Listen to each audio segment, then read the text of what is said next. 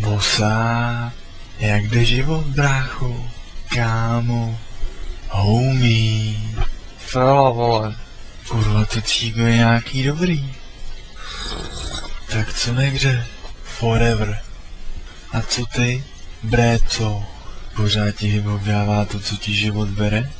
Ale slečno, hip-hop ti mozek nedá, ten jestli nemáš, tak ho prostě nemáš. No to je snad jasný.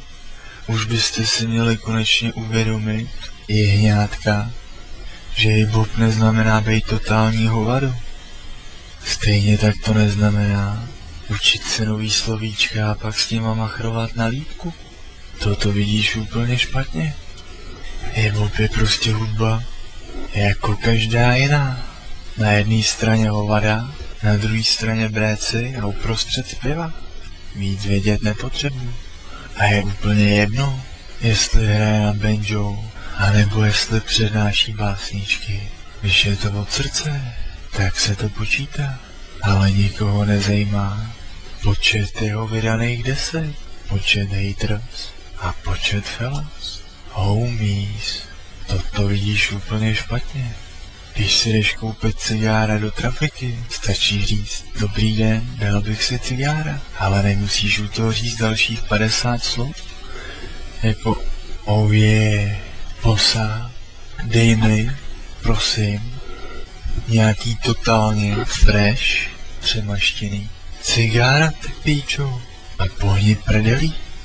Já mám totiž 50 homies, co ti natrhnou prdel na to tata.